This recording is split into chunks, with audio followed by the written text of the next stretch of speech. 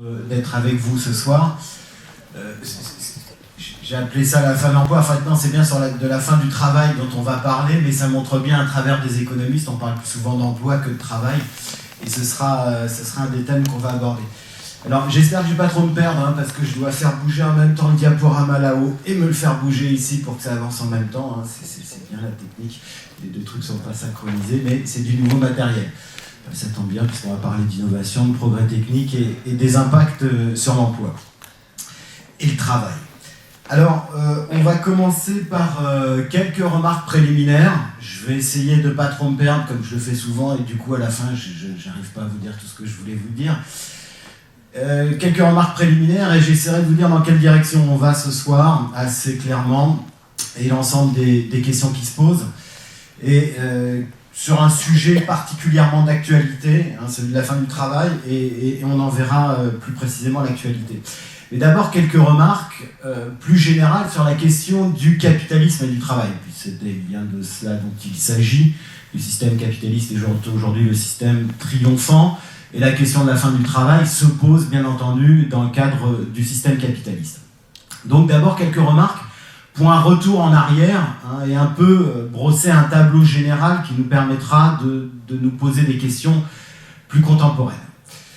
D'abord, il faut bien avoir en tête qu'à la fin du XVIIIe siècle, lorsque le capitalisme commence à s'imposer comme mode d'organisation des relations socio-économiques, et avec lui un nouveau rapport de travail, un nouveau rapport de production, le salariat, eh bien ce salariat est considéré à la fois comme un nouveau mode d'organisation d'une souffrance.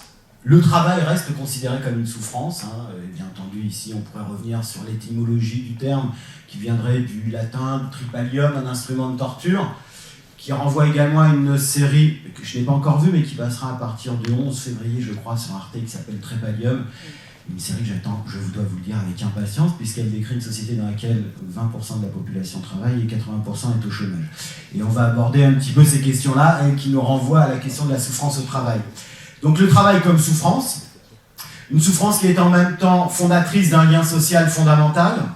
C'est bien parce que le travail est une souffrance que ceux qui échangent entre eux les fruits de leur travail peuvent donner une valeur aux marchandises qui circulent entre eux.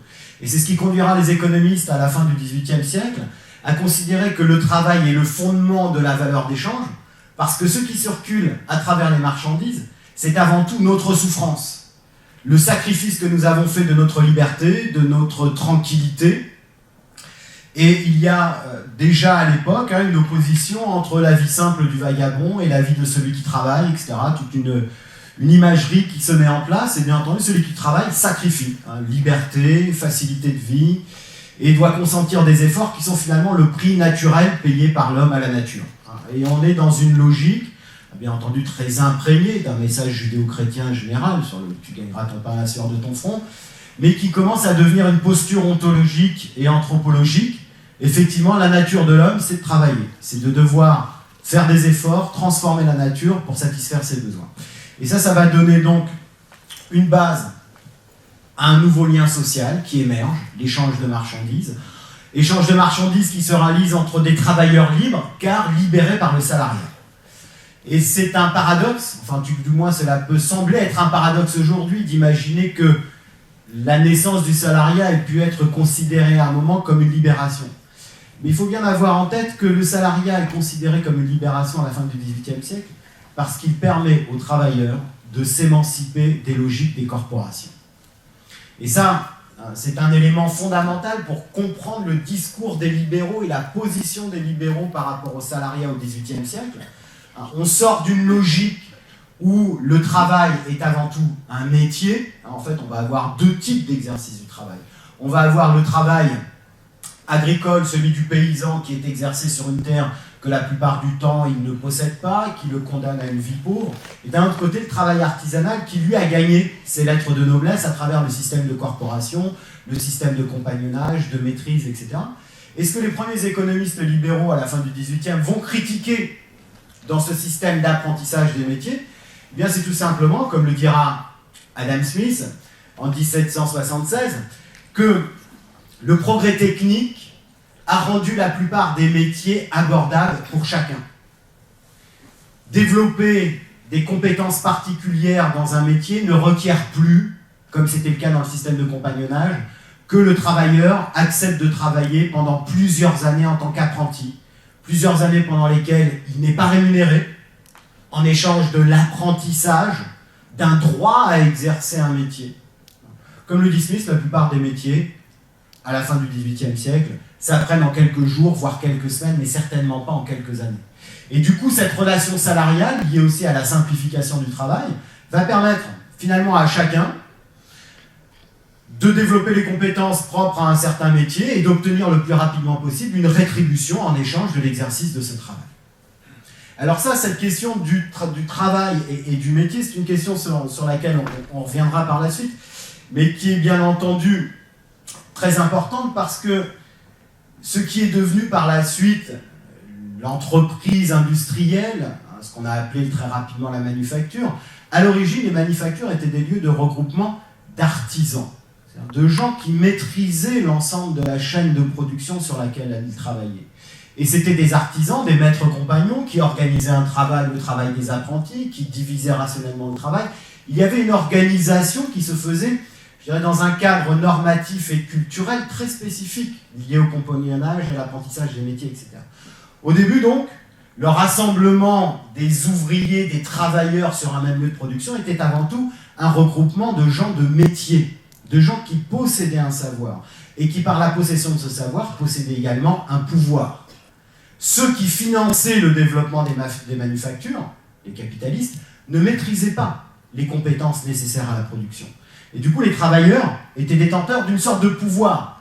Ils maîtrisaient aussi, et c'est fondamental, le sens de l'activité productive. L'apprenti, lorsqu'il rentrait dans le système de compagnonnage, n'apprenait pas seulement un métier, mais un ensemble de valeurs associées à ce métier. Et ce qui est très intéressant, c'est qu'aujourd'hui, à présent, maintenant, on valorise cette logique d'apprentissage, on valorise la logique du compagnonnage, cet esprit de corps, cet esprit, l'ensemble des valeurs qui sont liées de solidarité, d'apprentissage, de plaisir du travail bien fait, etc., que l'on retrouve aujourd'hui comme étant quelque chose que l'on peut valoriser, et qui peut même d'ailleurs devenir un objet de politique publique en matière de développement par l'éducation nationale, etc. Donc il y avait une ambiguïté. Mais ambiguïté qui n'enlève pas que très rapidement, et c'est Marx qui jouera un rôle important dans la compréhension de ces mécanismes, très rapidement, le progrès technique va entraîner une simplification accélérée des processus de production. Et chacun, dans le processus de production, exercera des tâches de plus en plus simples. Et cette simplification des tâches, liée au fait que chacun n'exerce plus qu'une partie de l'activité productive au sein d'une usine, un simple fragment, un segment dans le processus de production. C'est d'ailleurs cette simplification des tâches qui va accélérer également les phénomènes du machinisme. Toute tâche répétitive qui est de plus en plus précise et de mieux en mieux faite peut être progressivement remplacée par une machine. On a donc toute une logique dans laquelle la division du travail simplifie le travail, mais simplifie aussi le remplacement de l'homme par la machine. Et lorsque les philosophes du travail s'intéressent à l'histoire longue du machinisme, justement, ils reviennent à ce moment où les métiers disparaissent au profit des tâches. L'idée d'un corps de métier disparaît, on n'est plus que sur la tâche, sur du travail fragmenté. C'est un questionnement dès le début du XIXe siècle. Travail fragmenté qui conduit au remplacement potentiel par la machine. Et en même temps, très rapidement, des auteurs comme Marx vont s'inquiéter de ce processus de simplification et de division du travail, en cela qu'il abétit le travailleur. Le travailleur est finalement réduit à une tâche mécanique, machinale, qui ne développe pas son intelligence.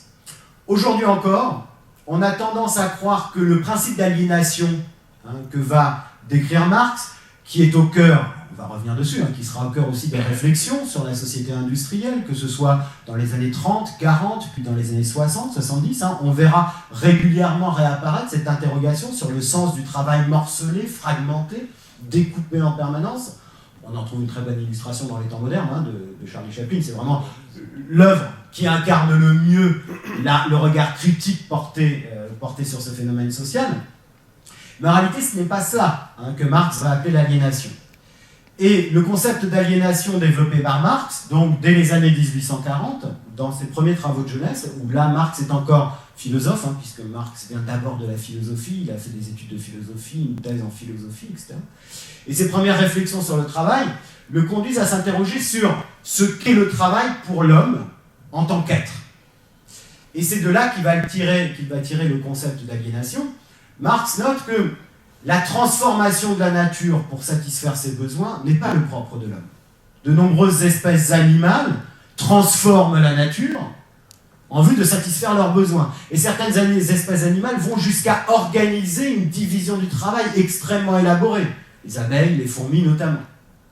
Ce n'est donc pas la division du travail, la productivité, la transformation de la nature pour satisfaire ses besoins qui est le propre de l'homme. La seule chose qui puisse faire du travail le propre de l'homme, ce n'est pas que l'homme travaille pour satisfaire à ses besoins, c'est que l'homme travaille pour transformer la nature, je vais simplifier la pensée de Marx, transformer la nature de manière totalement inutile. C'est l'abandon de la perspective utilitaire qui fait du travail quelque chose de proprement humain. C'est-à-dire une transformation volontaire et consciente de la nature, l'exercice par l'homme de sa pleine puissance, mais non pas de sa puissance physique, mais tout simplement de sa puissance créatrice. C'est d'ailleurs en transformant la nature pour aller au-delà de ses besoins naturels que l'homme devient vraiment homme. Autrement dit, le travail produit l'homme lui-même. L'homme se réalise dans le travail. Non pas dans le travail salarié, non pas dans le travail comme activité concrète de transformation de la nature pour satisfaire nos besoins, mais bien le travail en tant qu'expression de notre puissance créative. Et ça, cette idée est fondamentale parce que Marx va expliquer que le travail aliéné, étymologiquement, de l'étymologie de l'aliénation, c'est le travail qui rend l'homme étranger à lui-même. C'est le travail autre et le travail qui rend l'homme étranger à lui-même. Et ce travail qui rend l'homme étranger à lui-même, c'est justement le travail tel qu'il est organisé dans la société capitaliste. Un travail qui se résume pour le travailleur à se lever tous les matins, à aller exercer une tâche, une fonction, dans un processus productif qu'il ne maîtrise pas, qui du coup devient pour lui totalement dépourvu de sens. Celui qui ne remplit qu'une tâche dans le processus de division du travail ne se préoccupe même pas du produit fini qu'il contribue à produire.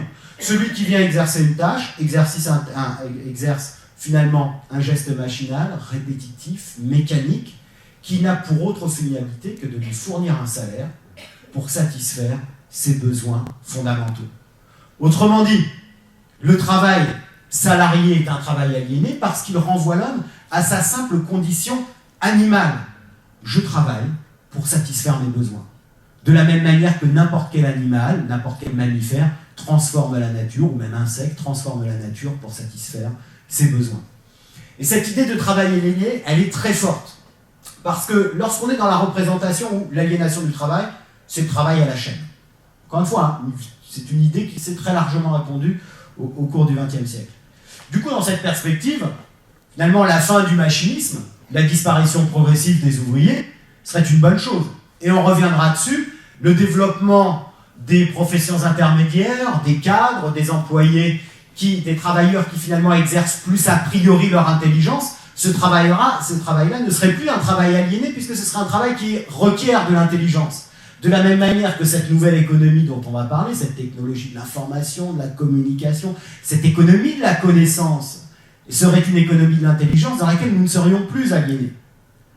Or, le concept d'aliénation tel que Marx le définit, c'est-à-dire une activité qui n'a pour autre but que de nous fournir les moyens monétaires de satisfaire nos besoins, cette activité-là transcende la question du machinisme et du travail de l'ouvrier. Tout individu qui se lève le matin uniquement pour aller, quelle que soit son activité physique ou intellectuelle, obtenir un salaire pour satisfaire ses besoins, cet individu est aliéné. Et ça, c'est vraiment une question fondamentale. Alors très rapidement, dans le développement de la critique de la société capitaliste, alors j'ai cité Marx, on est dans les années 1840, mais dès les années 1820, 1830, des auteurs qui seront les premiers socialistes, notamment en France, si on prend la même période, on va avoir des auteurs comme Proudhon, etc. Il va y avoir une véritable interrogation sur les conditions de travail Donc la question du travail est d'un côté celle du travail aliéné, on va dire de la lutte des classes chez Marx, et de l'autre, la question des conditions de travail, des conditions de vie des ouvriers dans les villes, etc. Et dans cette perspective-là, certains auteurs vont faire preuve d'originalité, comme Paul Lafargue, qui était le gendre, oui c'est ça, de Karl Marx, il a épousé l'une de ses filles. Paul Lafargue était un jeune intellectuel qui a écrit un petit ouvrage dont je ne peux que conseiller la lecture à tout le monde, qui s'appelle « Le droit à la paresse ». Et Lafargue s'étonne, hein, et je vais revenir sur cette interrogation, parce que finalement, de la même manière qu'on s'interroge encore sur le sens du travail, sur l'aliénation, sur le machinisme, sur la disparition du travail, de la même manière, les questions que vont soulever Lafargue restent des questions dont je dois vous dire que je me les pose encore très régulièrement. Et le bouquin de Lafargue commence de manière très ironique sur le constat. Lafargue fait le constat que les classes ouvrières sont atteintes d'une maladie extrêmement étrange dans toute l'Europe. Les ouvriers se réunissent en syndicats pour réclamer le droit de travailler. Et Lafargue passe de part de cette interrogation pour poser finalement la question de la modernité. Quoi ? La modernité, le progrès technique, la grande industrie, nous conduirait à réclamer le droit à travailler au lieu de nous conduire à réclamer le droit à ne plus travailler et à réclamer le droit à la paresse. Puisque la machine nous remplace, pourquoi continuer de travailler ? Et là, Lafargue pose deux questions fondamentales sur lesquelles on va revenir et qui ne sont toujours pas tranchées. Enfin si, elles sont tranchées, je rappellerai les propos de Warren Buffett, la lutte des classes continue d'exister, mais une seule classe la mène, c'est la classe des capitalistes. Et comme le dit Warren Buffett, l'une des plus grandes fortunes mondiales, je ne vais pas chercher chez les marxistes, hein, je vais chercher chez Warren Buffett, la lutte des classes existe et nous l'avons gagnée, comme il le dit. Et cette question-là, elle est fondamentale, hein. Lafargue la pose déjà. Comment se fait-il que le résultat de l'activité productive soit confisqué aux travailleurs ? Et que lorsqu'on remplace le travailleur par une machine, le résultat de la production de cette machine ne soit pas plus généralement partagé. Et on va voir que, et ce sera la conclusion, hein, il n'y aura pas de suspense dans mon exposé ce soir, la fin du travail est une illusion. Il n'y a pas de fin du travail. Le progrès technique n'est pas un problème en soi. Et on va voir que le mythe de la fin du travail est en réalité un mythe destiné à cacher le fait que la question du travail est d'abord une question d'inégalité dans la répartition des richesses et rien d'autre. Mais on va essayer de comprendre comment cela s'est construit historiquement. Et donc, on va avoir quelques originaux comme Lafargue qui réclament le droit à ne pas travailler et en même temps un mouvement ouvrier qui, lui, va essayer de renforcer son pouvoir pour continuer de travailler, pour défendre son outil de travail. Et cette défense de l'outil de travail, cette défense du statut de travailleur va aller avec la défense de droits associés au travail. Et le 19e siècle, notamment la deuxième moitié du 19e siècle, va être une période de développement du droit du travail, donc d'un droit associé à l'exercice d'un travail. Alors, je reviendrai dessus par la suite, hein, parce que je vais aborder ensuite la période des 30 Glorieuses. On verra comment le droit français, la logique de protection sociale, a prolongé cette logique des droits sociaux fortement attachés au travail. On verra qu'il y avait plusieurs pistes qui auraient pu être suivies. À la fin du 19e siècle, l'Allemagne va effectivement choisir, par exemple, la piste de droits sociaux attachés au travail. L'Angleterre, elle, va choisir l'idée de droits sociaux attachés à la citoyenneté. Et on verra comment la France a fait un mix des deux. Et on verra les problèmes que ça soulève aujourd'hui. Si, pour continuer de brosser rapidement ce cadre général, je vois que vu l'heure qu'il est, ce sera déjà en fait une grande partie de mon exposé, revenons rapidement sur les questions, je vais m'y faire, qui se posent aujourd'hui. Les interrogations industrielles et post-industrielles. Je dirais que d'une certaine manière, les 30 Glorieuses ont conduit à laisser de côté la question du travail parce qu'on était dans une période de plein emploi. Et à bien des égards, compte tenu de la situation actuelle du travail, et en réalité de l'emploi, on pourrait se dire que les questions qui vont émerger dans les années 60 sont des questions liées à une société d'abondance et de plein emploi. Et les questions qui vont se poser sont donc essentiellement des questions qui vont être développées par exemple par George Friedman, dès 1956, c'est un sociologue, et qui publie un livre très important qui reste aujourd'hui une référence fondamentale. C'est un livre qui s'appelle « Le travail en miettes ». Et Friedman va donc réactiver les questionnements qu'on trouvait déjà au 19e siècle sur les conséquences du machinisme. Et ici, la principale question qui va être soulevée par Freeman, c'est ce processus qui rend effectivement chacun étranger à l'ensemble de la logique productive. Ça, ces interrogations, on les trouvera développées aussi... Ah, j'arrive plus. Si, c'est bon. On les trouvera développées par la suite par André Gorz, qui s'interroge sur les métamorphoses du travail et la quête du sens. On croit encore à ce moment-là, je dirais, au plein emploi. Et on se demande comment, dans le cadre du plein emploi, faire en sorte que le travail retrouve un sens.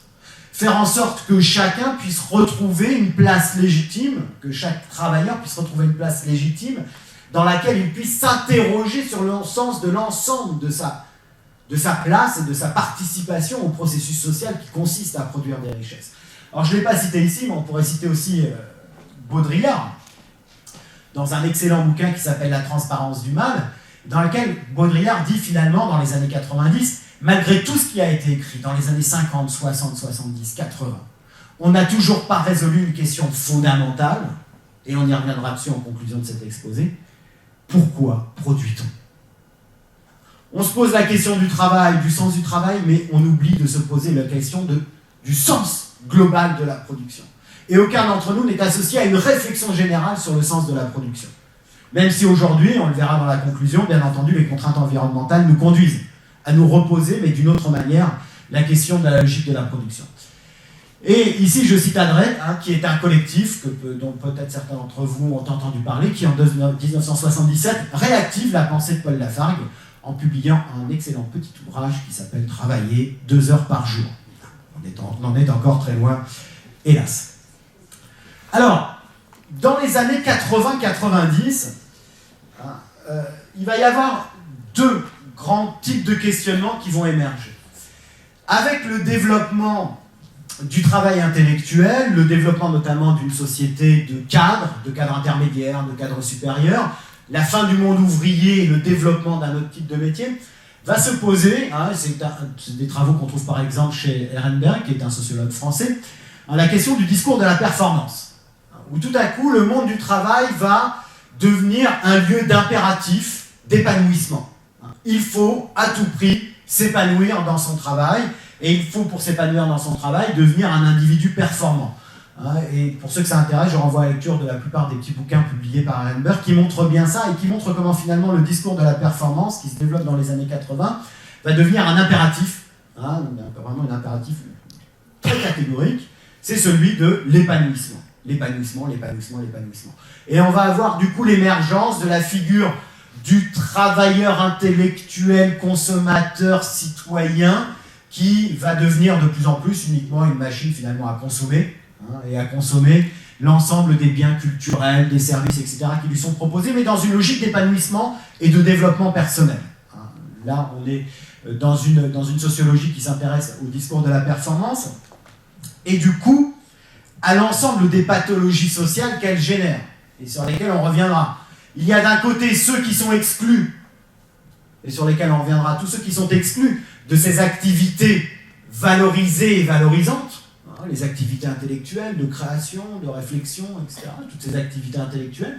Puis de l'autre, on va avoir les travailleurs manuels, dont la dévalorisation va être accentuée par l'effondrement de la puissance syndicale, donc de mouvements sociaux qui revendiquent la valeur de ce qui se fait dans ces milieux-là, etc. Donc on a un effondrement de la classe ouvrière, mais aussi des valeurs qui vont avec. Et en même temps, donc, du coup, l'avènement d'une partie de la population dont le travail est valorisé, mais qui est en même temps mise de plus en plus sous pression. Et puis à côté de ça, se pose progressivement la question de la fin du travail. Et cette question de la fin du travail, elle va être posée de 2 manières. On va avoir d'un côté les analyses qui vont insister sur le fait que, inexorablement, en raison du coût du travail, celui-ci se déplace vers les pays émergents. Et que d'une certaine manière, on est là dans une logique de transfert du travail du nord vers le sud. Ça, c'est un premier grand type d'argument sur lequel on va revenir. C'est-à-dire que la fin du travail, c'est d'abord une fin du travail programmée à cause des attentes beaucoup trop élevées des travailleurs occidentaux en matière de rémunération de leur travail. Avec un argument fondamental, regardez le travail que vous êtes capable de faire, regardez le travail que peuvent faire des Asiatiques, des Latino-Américains, des Africains, Ils ont les mêmes compétences que vous, mais ils demandent des salaires 10 fois moins élevés. Donc pourquoi auriez-vous, vous, un salaire 10 fois plus élevé? Nous, le capital, nous le déplaçons là où les gens ont des attentes raisonnables. Et je vais essayer de vous montrer quels sont les fondements théoriques de ce discours-là. Et puis à côté de ça, on a un discours sur le progrès technique. Ça, c'est un discours qu'on va trouver par exemple dans les années 90 chez Jeremy Rifkin. Jeremy Rifkin faisant partie de ces auteurs à best-seller. Tous les 2-3 ans, on trouve une idée catastrophe, un scénario catastrophe, on le développe, on en fait un bouquin, on en vend des centaines de milliers d'exemplaires. Ce qui en soi, Rifkin ne dit pas des choses inintéressantes, on est dans cette logique grandiloquente autour des scénarios de catastrophe. Et la fin du travail qui est annoncée, c'est bien entendu la fin du travail parce que le remplacement des machines. Alors, ce remplacement des machines, du travail de l'homme par les machines, c'est intéressant, hein, j'y reviendrai par la suite, il faut absolument que je me garde du temps pour en parler. Je l'ai déjà évoqué à plusieurs reprises, il n'est pas rare qu'en venant faire les conférences, ou 1 ou 2 jours avant, j'entends un truc à la radio qui rentre directement avec, en écho avec le thème de la conférence, ce qui montre que les thèmes choisis par la MAM pour ces cycles sont particulièrement pertinents. Et je vous parlerai tout à l'heure de cette idée du remplacement de l'homme par la machine, tel qu'il est vécu actuellement par les médecins. Et on verra qu'effectivement, je suis tombé hier sur une émission sur France Culture, assez stupéfiante. Et j'y reviendrai pourquoi, parce que c'est finalement exemplaire. Aujourd'hui, la question de la fin du travail se pose différemment de la manière dont elle se posait dans les années 80-90. Dans les années 80-90, la fin du travail, c'était le remplacement du travail non qualifié par les machines. Et ce qui a changé au cours des 10-15 dernières années, c'est que progressivement, c'est le travail qualifié lui-même qui est progressivement remplacé par les machines. Et je vous expliquerai comment le médecin que j'ai entendu hier expliquait que d'ici 30 ans, chose que ne comprennent pas encore les chirurgiens, on n'aura plus besoin de chirurgiens. Pour le moment, les chirurgiens, au début, les machines, il y a quelques années, quand on a commencé à utiliser des machines pour de la chirurgie, les machines assistaient les médecins. Depuis quelques années, ce sont les médecins qui assistent les machines, et dans plusieurs années, les machines se passeront de médecins. Mais on va voir quels sont les processus qu'il y a derrière. Moi, j'ai bien aimé son scénario catastrophe. J'ai bien aimé parce qu'il va toucher, bien entendu, une corporation qui est très soucieuse de ses intérêts. Et on verra les conséquences qu'il en tire. Alors, je vais passer assez rapidement, voilà, le plan de ce dont je vais vous parler ce soir, mais vu qu'il est déjà 19h et qu'il ne me reste plus qu'une demi-heure, je ne vais bien entendu pas pouvoir vous parler de tout ça. Alors, je comptais, dans une première partie, vous parler des fondements théoriques de l'analyse des rapports entre l'homme et la machine et des processus de substitution du capital au travail, de la machine au travail, via le progrès technique, et ensuite de prendre le temps de décrire ce qui s'est passé pendant les 30 Glorieuses, après la Seconde Guerre mondiale, et de conclure sur la fin du travail. Alors, pardon, Benoît. Oui. Il te reste encore 1 heure. J'ai encore 1 heure? Oui, c'est que cette heure, on finit à 20h. Ok, mais il faut qu'on ferme à 20h? C'est juste pour faire le temps un peu pour que... 20h10, 20h15. Ok, ouais, mais non, mais je vais essayer de laisser du temps quand même pour les questions et les débats. Je vais essayer de ne pas tout manger pour une fois. Alors, des machines et des hommes, ce que nous dit la théorie économique sur l'emploi, le chômage et le progrès technique. Alors je vais quand même revenir ici sur quelques vérités et contre-vérités défendues par les économistes. Grosso modo, aujourd'hui on a les économistes ont à leur disposition 2 grandes théories pour parler du chômage. Dans les faits, ils n'en utilisent qu'une. Et je vais vous expliquer ce que raconte cette théorie et quelques contre-vérités à ce propos. On va voir comment cette théorie nous explique les conséquences du progrès technique et les conséquences d'un coût trop élevé du travail. Et il faut bien avoir en tête que ce que je vais vous montrer va sembler, encore une fois, comme très souvent, ce que je vous explique, très abstrait. Vous allez dire, oh, mais bon, c'est que de la théorie. Mais là, les quelques schémas que je vais vous montrer sont les schémas fondateurs de l'ensemble du discours tenu par les économistes sur le travail et l'emploi depuis 20 ans. Et surtout, c'est le fondement du discours du MEDEF depuis 20 ans. Et lorsqu'on sait les échos que le MEDEF a aujourd'hui auprès des différents gouvernements, qu'ils soient de droite ou de centre-droit, pour qualifier un peu l'alternance telle qu'on l'a eu depuis une vingtaine d'années. Et je démontrerai pourquoi, encore une fois, régulièrement, je refuse le qualificatif de gauche à la politique menée par le Parti Socialiste, parce qu'on va voir, là, très clairement, qui paye quoi, concrètement, lorsqu'on parle d'augmentation du coût du travail. Donc, cette théorie dominante, que nous dit-elle? Elle nous dit que le travail est une marchandise comme les autres. Il y a ceux qui possèdent le travail et qui vont venir le vendre sur le marché du travail, c'est ce qu'on appelle les travailleurs. Mais attention ici, ce que je vais appeler travailleurs, c'est l'ensemble des gens qui doivent vendre leur travail pour pouvoir travailler. Ça comprend l'ensemble des salariés. De l'autre, on a des entreprises qui veulent acheter ce travail et qui vont constituer la demande. Donc, une petite précision fondamentale, dans ce que je vais vous montrer, l'offre de travail est faite par les salariés, la demande de travail est faite par les entreprises qui veulent acheter ce travail. Du côté de l'offre de travail, les choses sont relativement claires. Les gens espèrent vendre leur travail pour obtenir un salaire pour consommer. Et l'idée des économistes, c'est que plus les salaires sont élevés, plus nous proposons notre travail sur le marché du travail. A l'inverse, plus les salaires sont faibles, moins nous sommes incités à travailler. Ne vous demandez pas comment les économistes ont pu en arriver à cette hypothèse qui supposerait que nous avons tous, quelque part, un bas de laine qui nous permettrait de ne pas travailler. Cette théorie ne fonctionne pas si nous n'avons pas la possibilité de refuser le travail. Parce que, bien entendu, si je n'ai pas les moyens de vivre sans travailler, plus le salaire va baisser, plus au contraire je vais offrir de travailler, plus je vais chercher à travailler. Plus je vais chercher à travailler un nombre élevé d'heures. Plus le salaire horaire va baisser, moi, en tant que travailleur, plus je vais chercher à travailler. Mais la théorie nous dit non, c'est pas comme ça que ça fonctionne. Les gens ont le choix. Ils sont libres de travailler ou de ne pas travailler. Ce qui supposerait qu'on distribue un revenu universel, etc. Bon, bien entendu, ça c'est une autre question.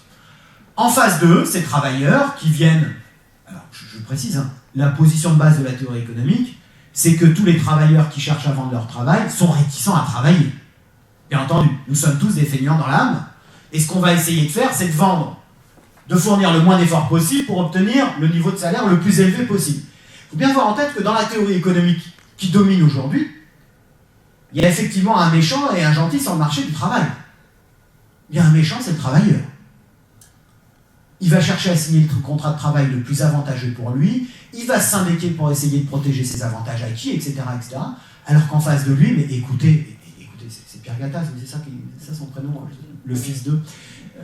Écoutez-le quasiment pleurer sur les ondes au moins une fois par semaine pour dire, je l'entendais encore hier soir, tout le désir qu'il a de faire travailler les Français. À croire que Pierre Gattaz ne se lève le matin que pour une seule chose, chercher à créer de l'emploi en France. Certainement pas améliorer la rentabilité de ses placements. Donc, imaginons bien que Pierre Gattaz s'appuie sur une théorie économique qui le met dans cette posture-là. Le chef d'entreprise, il a en face de lui des gens dont il ne connaît pas vraiment les compétences, il va les embaucher, est-ce qu'ils vont bien travailler pour mériter leur salaire, etc., etc. Et donc, les entreprises vont chercher à embaucher de telle sorte qu'elles vont obtenir les meilleures compétences de la part des travailleurs et les rémunérer en fonction de ces compétences. Donc, plus le travail est productif, plus un travailleur est susceptible de produire de richesse, mieux il sera payé. Et plus l'entreprise sera prête à le payer à un salaire élevé. Mais, ça veut donc dire que si la productivité du travail est stable, plus les salaires sont élevés, moins on demande de travail. Par contre, quand la productivité du travail augmente, les entreprises vont demander plus de travail. Donc il faut garder à peu près cette idée-là, et ça va nous donner, dans les manuels d'économie, un schéma qui ressemble à ça.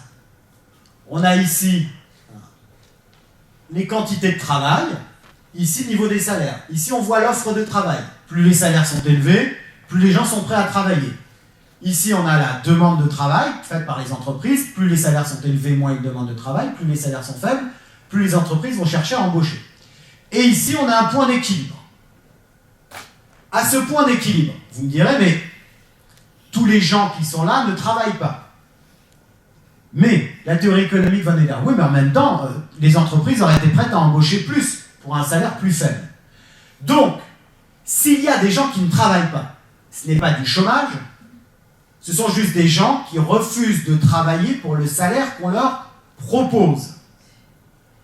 il se peut que les gens aient une mauvaise information et qu'ils pensent que leur travail vaut plus. Et c'est là que l'on peut dire merci aux médias qui tous les jours nous rappellent à quel point notre travail est beaucoup trop cher par rapport au travail des Asiatiques.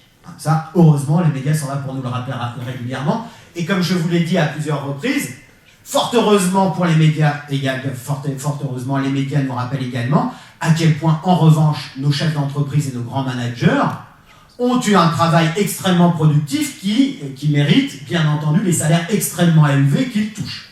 Et lorsqu'ils comparent leurs compétences, c'est auprès des managers américains, non pas des managers chinois.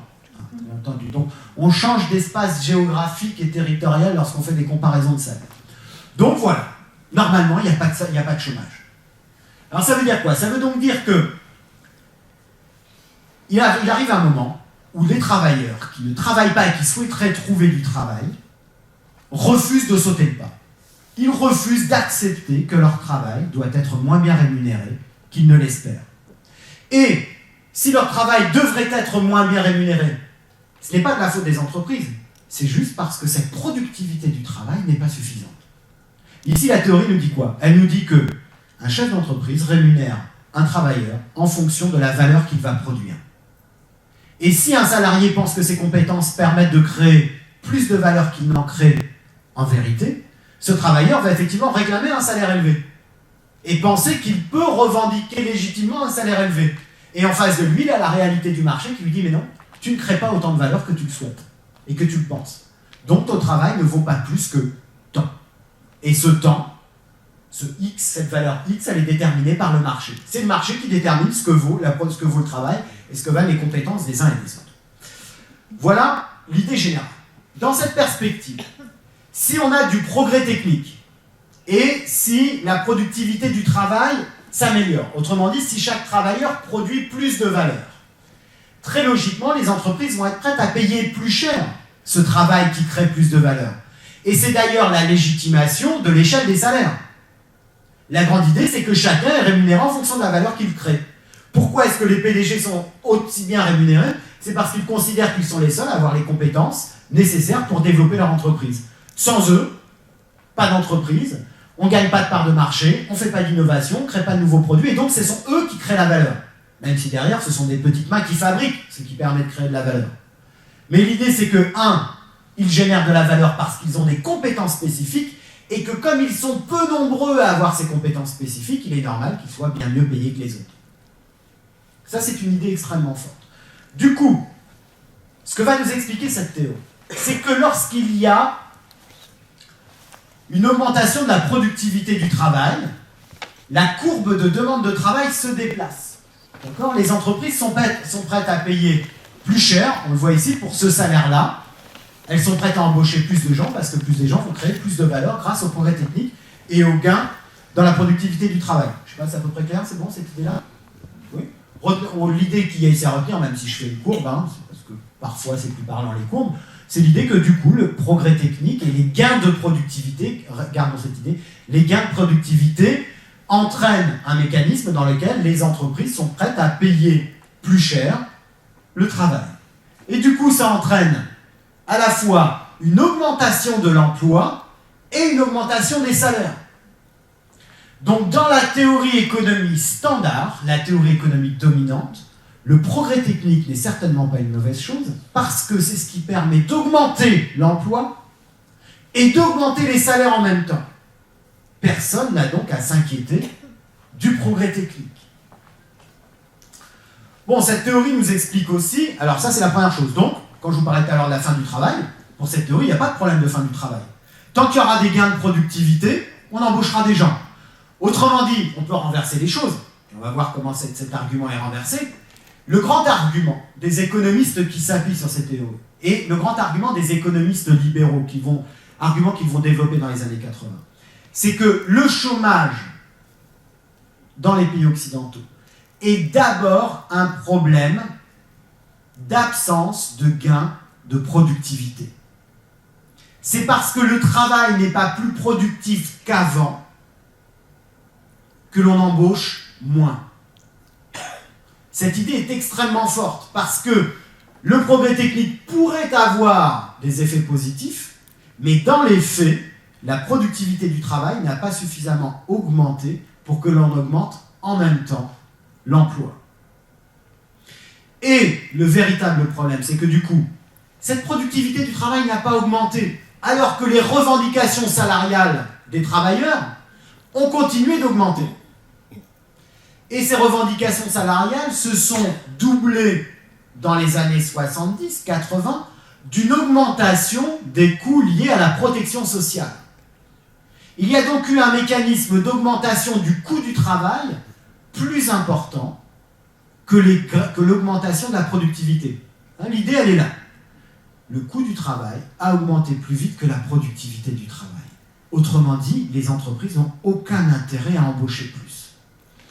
Et ça conduit, par exemple, à affirmer que, on le voit ici, à partir du moment où on met en place de la protection sociale, déjà, premier problème, c'est que les salariés attendent des salaires plus élevés.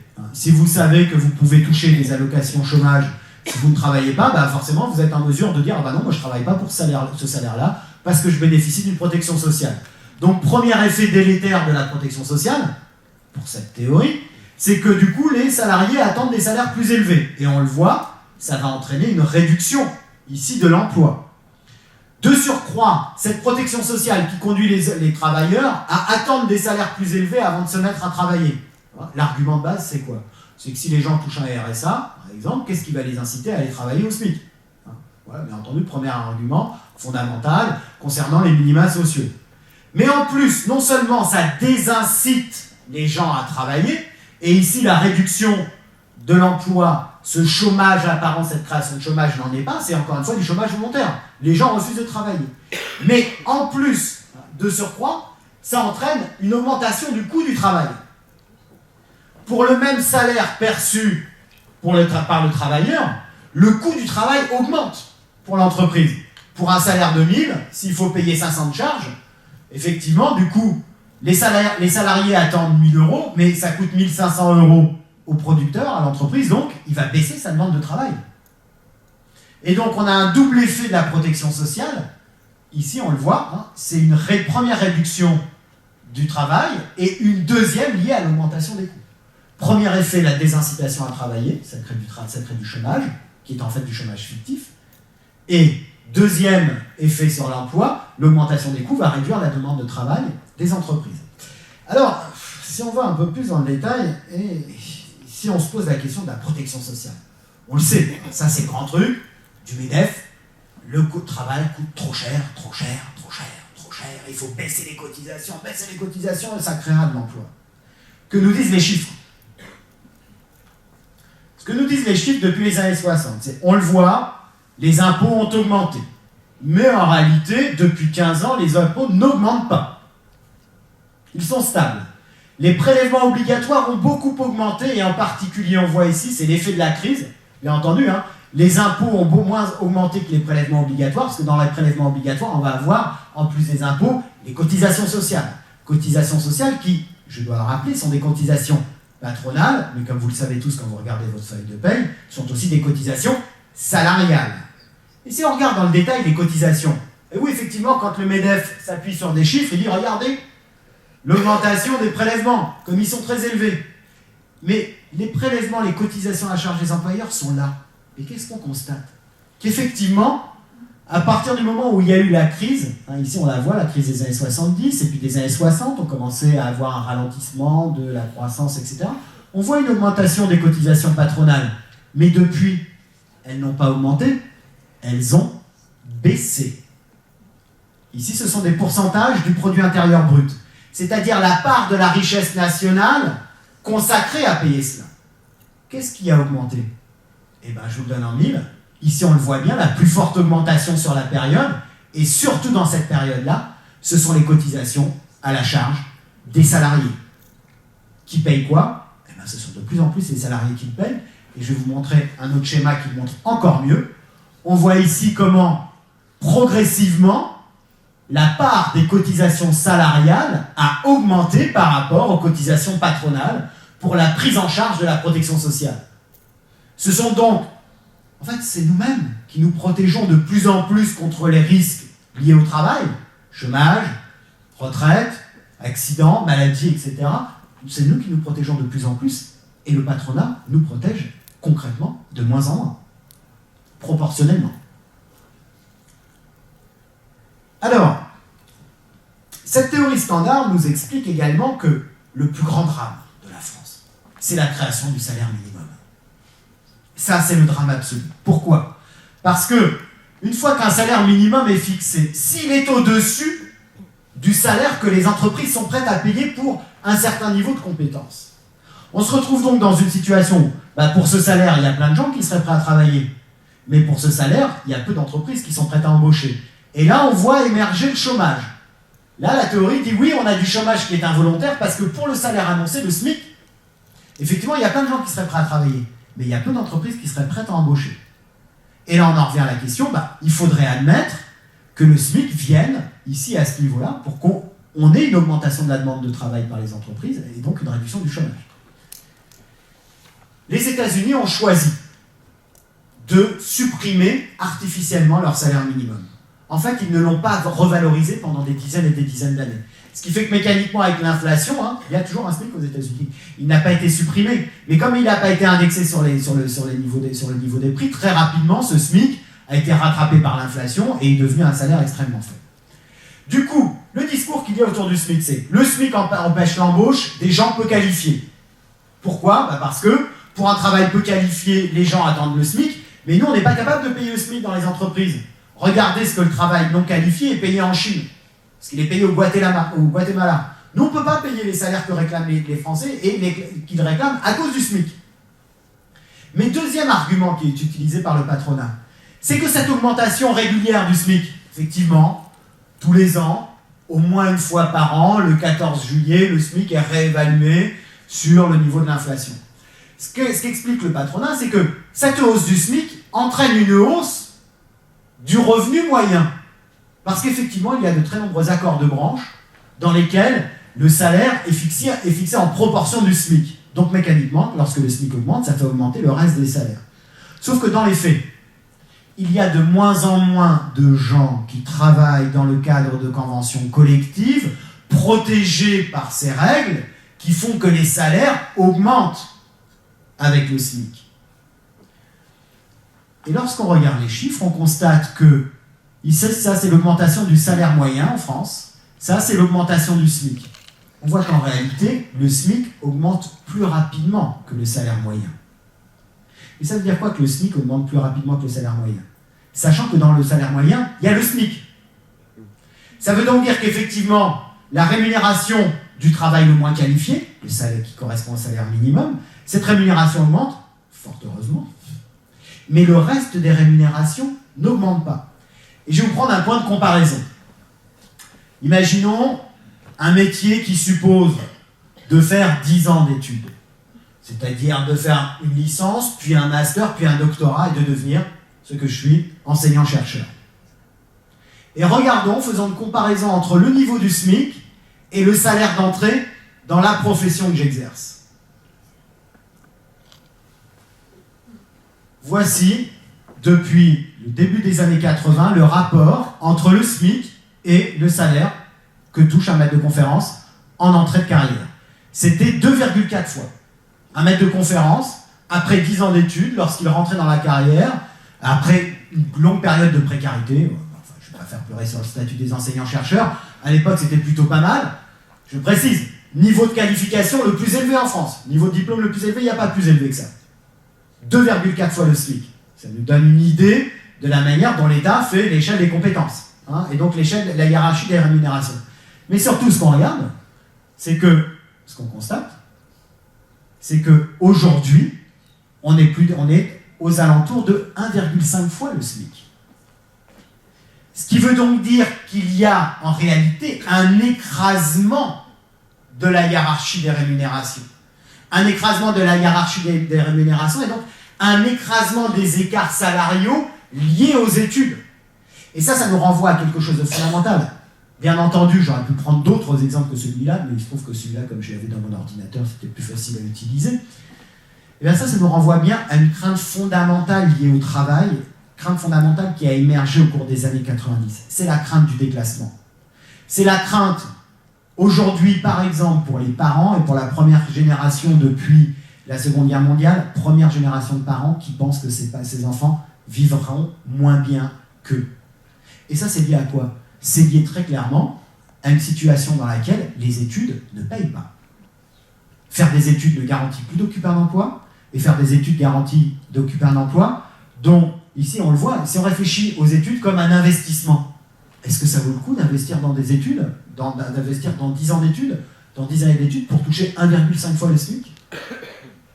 Ce qui veut donc dire que l'ensemble des représentations qu'on avait, effectivement, dans la société méritocratique, méritent à faire des études pour obtenir un niveau de diplôme élevé, un niveau de qualification élevé, et pour pouvoir du coup exercer un métier qui permettra d'obtenir un salaire relativement élevé, une bonne place dans la hiérarchie sociale, etc., un capital économique. Ici, ça, ce que ça nous dit quoi? Ça nous dit fondamentalement à quel point, contrairement à ce que racontent les différents gouvernements qui succèdent depuis 20 ans, le travail n'est absolument pas respecté. Et ce n'est certainement pas les compétences qui déterminent la rémunération des gens. Et on le voit ici dans cet écrasement de la hiérarchie des salaires. Alors, on va revenir rapidement sur un premier paradoxe. On a vu, c'était le schéma précédent, un des schémas précédents, hop là, on a vu que l'augmentation de la productivité du travail devait entraîner une augmentation de l'emploi et une augmentation des salaires. Alors, il y a quand même une petite limite à ça, c'est que les gains de productivité, l'augmentation de la productivité du travail peuvent entraîner ces mécanismes à une condition, qui, je le suppose, nous vient tous à l'idée. Oui, chaque travailleur peut produire plus, on va embaucher plus de travailleurs, on va les payer plus, si on trouve un débouché pour cette production supplémentaire. Parce que si le travail est plus productif, et qu'en plus j'embauche plus de gens, je vais bien entendu faire augmenter la production. Or, la question des débouchés ne se pose pas pour les économistes qui utilisent cette théorie. Elle ne se pose pas parce qu'ils tiennent pour acquis une loi économique, une loi générale, on a la loi de gravitation, je lâche un feutre, il tombe, c'est une loi simple, qu'on expérimente tous les jours. Depuis le début du 19e siècle, les économistes qui utilisent cette théorie utilisent une autre loi qu'ils considèrent comme acquise, c'est ce qu'on appelle la loi des débouchés. Toute production trouve toujours demandeurs et acheteurs. Donc, les gains de productivité se transforment en augmentation de la production, qui se transformeront automatiquement en augmentation de la consommation. Alors, cette théorie a été remise en cause par John Maynard Keynes. Bon, je vais mettre rapidement le nom, mais je n'ai pas le temps de développer ce que nous raconte Keynes, je vais le dire juste très rapidement. Keynes, lui, a une toute autre représentation de ce qui se passe en termes d'emploi. Il explique que la demande de travail formulée par les entreprises dépend du niveau de la demande. Les entreprises produisent ce qu'on leur achète. Une entreprise lance la production lorsqu'elle remplit ses carnets de commandes. Et donc ici, on a une question technique. S'il faut produire 100 voitures, il faut tant de machines, tant de matières premières, tant de travail. Et donc la demande de travail, on le voit ici, plus la demande augmente, plus on va embaucher de gens. Ça, c'est ce qui concerne la demande des entreprises. En face d'elles, les entreprises ont effectivement des gens qui veulent vendre leur travail. Des salariés qui veulent travailler.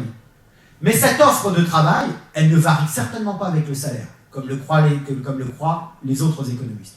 Comme le dit Keynes, cette offre de travail par les travailleurs, elle est déterminée par des conditions socio-démographiques. Quel est le niveau de la population? Quel est le niveau d'études moyen? À partir de quel âge les gens arrivent sur le marché du travail? Quand les gens arrivent sur le marché du travail, ils cherchent du travail. Ce qui veut dire que l'offre de travail est rigide. Elle est fixée à un certain niveau. Ici, j'ai la population active, et ben voilà, j'ai l'ensemble des gens qui souhaitent travailler.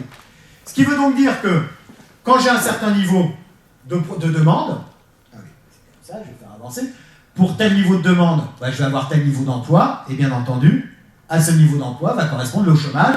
C'est l'écart entre la population active dont on a besoin pour produire ce qu'on vend, et puis la population active qui est là et qui attend de travailler. Dans cette perspective, ce qu'explique Keynes, c'est que le progrès technique, alors ici on le voit, la grande thèse de Keynes, c'est qu'il faut donc augmenter la consommation, la demande globale, pour pouvoir atteindre le plein emploi.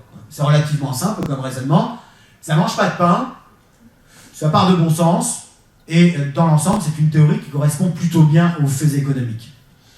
Et donc dans cette perspective, le progrès technique, qu'est-ce que ça va entraîner comme conséquence? Ça va avoir une conséquence très simple. Pour produire la même quantité de biens que les gens désirent consommer, on va avoir besoin de moins de travail. Donc, si j'ai du progrès technique, ma courbe de demande de travail se déplace, et donc du coup, on le voit ici, le chômage augmente. Avant, pour répondre à cette demande, j'avais tel niveau d'emploi, le niveau d'emploi ici qu'on avait avant. Ben maintenant, grâce au progrès technique, on descend le niveau d'emploi et forcément, mécaniquement, on accroît le chômage. Le raisonnement est simple, imparable. Les entreprises produisent quand elles savent qu'elles vont vendre. Et ce n'est pas parce qu'elles produisent qu'elles vendent. Sinon, on n'aurait jamais de crise de surproduction. Alors du coup, face à ça, qu'est-ce qu'on peut faire face au gain de productivité? Si on a du progrès technique, pour revenir, hein, là on a vu rapidement, c'est le coût du travail qui est responsable du chômage, etc. Maintenant ça, on va laisser de côté, on va se pencher plus précisément sur cet impact du progrès technique. Alors, est-ce que ça crée de l'emploi et ça fait augmenter les salaires, ou alors est-ce qu'au contraire, ça génère du chômage? Dans la perspective de Keynes, hein, bien entendu, le progrès technique va générer du chômage s'il n'y a pas d'augmentation de la demande. Ça, c'est un phénomène mécanique. Et donc, face à ça, il y a plusieurs solutions. La première solution de Keynes, hein, c'est une hausse de la demande globale. Et le meilleur moyen d'augmenter la demande globale, c'est les dépenses publiques. L'État doit mener des politiques d'augmentation de ses dépenses. Attention, je précise, augmentation des dépenses publiques, ça veut dire quoi dans l'esprit de Keynes? Ça ne veut pas dire, comme c'est le cas en France depuis 20 ans, une réduction des cotisations patronales. Parce que l'essentiel de l'augmentation des dépenses publiques, bien entendu, on a une augmentation des dépenses publiques qui est mécanique. Hein. Mécaniquement, l'ensemble des biens et services publics que nous consommons tous coûtent chaque année un peu plus cher à produire, et donc l'État augmente ses dépenses publiques. Mais le creusement, encore une fois, je l'ai dit dans plusieurs conférences, le creusement du déficit public, l'augmentation de la dette publique est lié avant tout, au remboursement de la dette antérieure. Plus j'ai de dette, plus je dois rembourser. Hein, et chaque année, notre déficit et l'augmentation de notre dette correspondent au paiement des intérêts de la dette antérieure. Ça, c'est quelque chose déjà d'important. Vous me direz, fondamentalement, on aurait résolu tous les problèmes si on luttait contre l'argent sale et contre la fraude fiscale. Hein. On estime que la France subit chaque année une perte fiscale aux alentours de 50 à 60 milliards d'euros. Exactement ce qu'il nous manque pour boucler le budget. Donc, fondamentalement, on ne devrait pas avoir de problème sans régler ça. Mais, il faut bien avoir en tête que l'autre cause de creusement des déficits publics, c'est pas parce qu'on paye mieux les fonctionnaires. On a vu, les enseignants du supérieur ne sont pas mieux payés, au contraire, il n'y a plus d'indexation des salaires, ça fait plusieurs années qu'on a gelé le barème de rémunération des fonctionnaires. Donc le pouvoir d'achat des fonctionnaires baisse chaque année depuis maintenant une dizaine d'années que les points d'indice sont bloqués. Non, si les dépenses publiques augmentent, c'est aussi parce qu'on a augmenté en réalité les ristournes fiscales.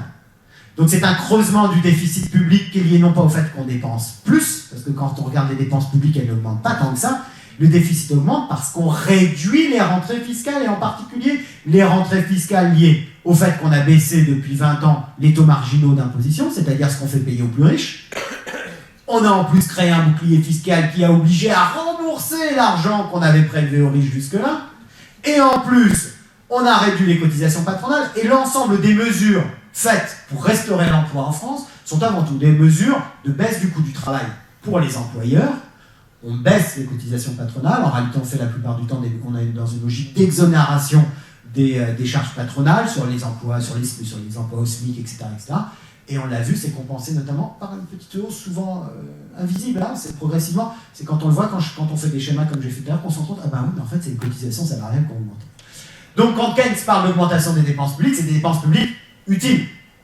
C'est des dépenses dans les infrastructures, de transport, d'énergie, c'est des dépenses d'éducation, etc., etc. Autrement dit, des dépenses qui maintenant généreront de la croissance future. C'est mettre en place maintenant par les dépenses publiques, non seulement d'une relance de la demande, bah oui, il va falloir embaucher plus de gens dans les bâtiments et travaux publics, dans le secteur de l'énergie, dans le secteur de l'éducation, de la santé, etc. Plus de gens embauchés, c'est plus de salaires de distribuer, c'est plus de consommation, c'est plus de production, c'est plus d'emploi. Mais en plus, ces dépenses, dans la perspective de Keynes, sont des dépenses qui préparent la croissance de demain. Une population mieux éduquée, en meilleure santé, qui a un accès à une meilleure énergie, etc., est une population qui est plus productive, qui crée plus de valeur ajoutée, donc plus de croissance potentielle. Donc double avantage. Alors j'ai rajouté ça parce que c'est pas vraiment dans les thèses de Keynes, mais bien entendu l'autre solution, face au gain de productivité du travail, ce serait de baisser le temps de travail. Si, dans le même temps de travail, je produis plus qu'avant, autant que je travaille moins qu'avant pour produire les mêmes quantités qu'avant. Ce sera systématiquement ma réponse. Hein. Je suis définitivement un adepte de Paul Lafargue et du droit à la paresse. Alors, rapidement, pour revenir sur cette question de la fin du travail.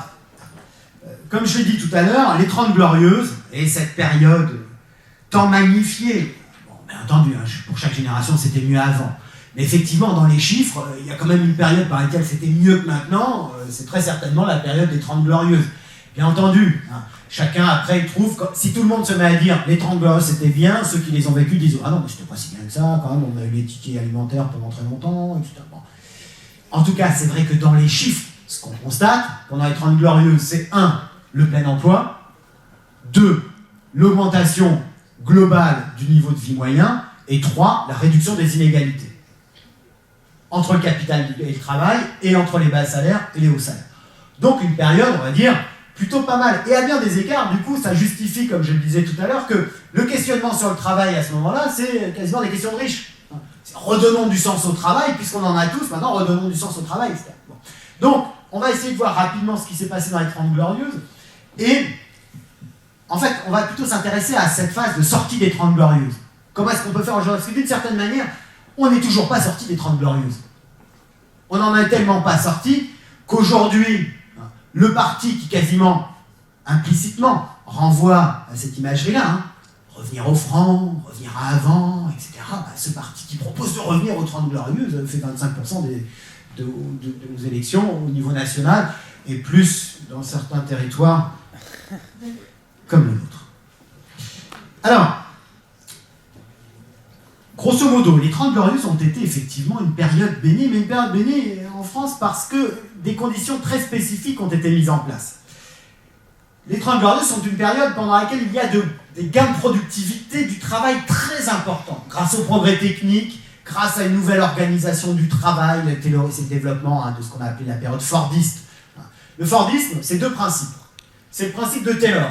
On organise rationnellement le travail, on divise le travail à l'intérieur de l'entreprise, chacun est plus productif et crée plus de richesse.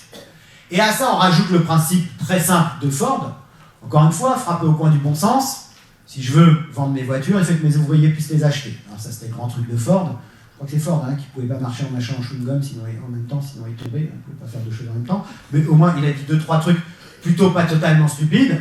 En l'occurrence, si les entreprises veulent vendre ce qu'elles produisent, il faut que les salariés qui travaillent pour elles aient les moyens d'acheter ce qu'elles produisent. Je n'aurai pas l'occasion de revenir là-dessus, mais le paradoxe dans lequel nous sommes aujourd'hui, c'est que nous ne produisons plus ce que nous consommons, et ceux qui produisent ce que nous consommons ne peuvent pas le consommer eux-mêmes. En ayant déplacé la sphère productive dans les pays asiatiques, on se retrouve dans une situation où, encore une fois, je n'aurai pas l'occasion de revenir, mais je vais rapidement, les profits réalisés aujourd'hui par les grandes entreprises françaises sont réalisés grâce au travail dans les pays émergents, à bas prix. C'est là-bas qu'ils vont réaliser leurs profits, et c'est racheté.